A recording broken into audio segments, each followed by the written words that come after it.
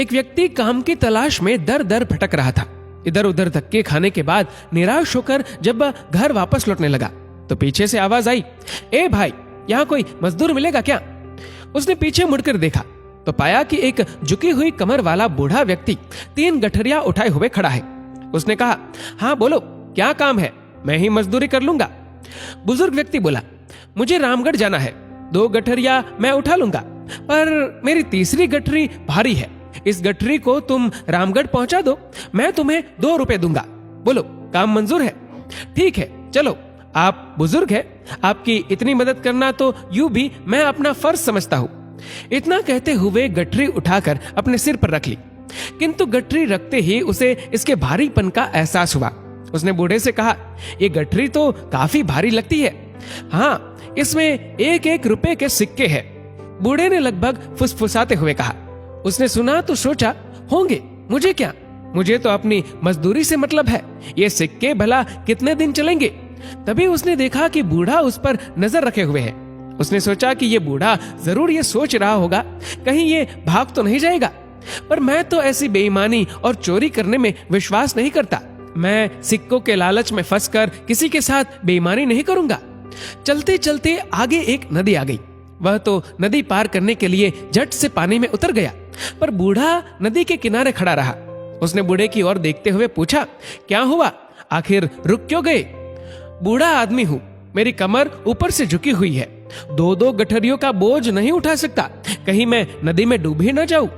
तुम 1 गठरी और उठा लो, मजदूरी की चिंता न करना, मैं तुम्हें 1 रुपया और दे दूंगा। ठीक है, लाओ, पर इसे लेकर कहीं तुम भाग तो नहीं जाओगे? क्यों भला, मैं क्यों भागने लगा? भाई, आजकल किसी का क्या भरोसा, फिर इसमें चांदी के सिक्के जो है। मैं आपको ऐसा चोर बेईमान दिखता हूँ क्या? बेफिक्र रहे, मैं चांदी के सिक्कों के लालच में किसी को धोखा देने वालों में से नहीं हूँ। लाइए, ये गठरी मुझे दे दीजिए। दूसरी गठरी उठाकर उसने नदी पार कर ली। चांदी के सिक्कों का लालच भी उसे डगमगा नहीं पाया। थोड़ी दूर आगे चलने के बाद सामने पहाड़ी आ गई। वह धीरे धीरे पहाड़ी पर चढ़ने लगा, पर बूढ़ा अभी तक नीचे ही रुका हुआ था।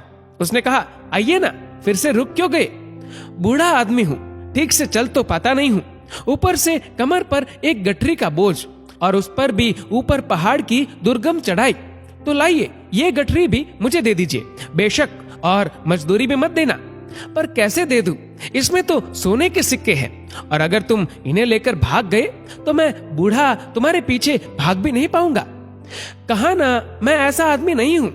ईमानदारी के चक्कर में ही तो मुझे मजदूरी करनी पड़ रही है, वरना पहले मैं एक सेठ जी के यहाँ मुनीम की नौकरी करता था। सेठ जी मुझसे हिसाब में गड़बड़ करके लोगों को ठगने के लिए दबाव डालते थे। तब मैंने ऐसा करने से मना कर दिया और नौकरी छोड़कर चला आया। उसने यूं अपना बड़प्पन जताने के लिए गप हाँकी। पता नहीं तुम सच कह रहे हो या, खैर, उठा लो ये सोने के सिक्कों वाली तीसरी गठरी भी। मैं धीरे धीरे आता हूँ, तुम मुझसे पहले पहाड़ी पार कर लो तो दूसरी तरफ नीचे रुक कर मेरा इंतजार करना। वह सोने के सिक्कों वाली गठरी उठाकर चल पड़ा। बूढ़ा बहुत पीछे रह गया था। उसके दिमाग में आया, अगर मैं भाग जाऊं तो ये बूढ़ा तो मुझे पकड़ नहीं सकता और मैं एक ही झटके में माला माल हो जाऊंगा। मेरी पत्नी जो मुझे रोज कोसती रहती है, कितना खुश हो जाएगी। इतनी आसानी से मिलने वाली दौलत ठुकराना भी बेवकूफी है। एक ही झटके में धनवान हो जाऊंगा।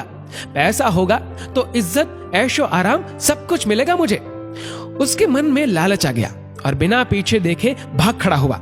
3-3 भारी गठरियों का बोझ उठाते भागते भागते उसकी सांस फूल गई। घर पहुंचकर उसने गठरिया खोल कर देखी तो अपना सिर पीट कर रह गया। गठरियों में सिक्कों जैसे बने हुए मिट्टी के ढेले ही थे। वह सोच में पड़ गया कि बूढ़े को इस तरह का नाटक करने की जरूरत ही क्या थी। तभी उसकी पत्नी को मिट्टी के सिक्कों के ढेर में से एक कागज मिला जिस पर लिखा था, ये नाटक इस राज्य के खजाने की सुरक्षा के लिए ईमानदार सुरक्षा मंत्री खोजने के लिए किया गया था।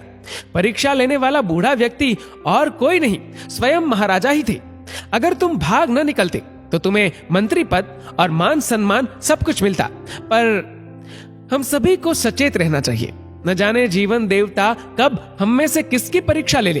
प्रलोभनों में न गिरकर सिद्धांतों को पकड़े रखने में ही दूरदर्शिता है। दोस्तों, इस वीडियो को लेकर आपकी क्या राय है नीचे कमेंट करके जरूर बताएगा। और अगर आपको वीडियो अच्छा लगा हो तो इस वीडियो को लाइक करेगा, शेयर करेगा ज्यादा से ज्यादा लोगों तक। और ऐसे ही और भी इंस्पिरेशनल वीडियोस के लिए सब्सक्राइब करें हमारे यूट्यूब चैनल को और फेसबुक पर फॉलो करें हमारे पेज को। धन्यवाद।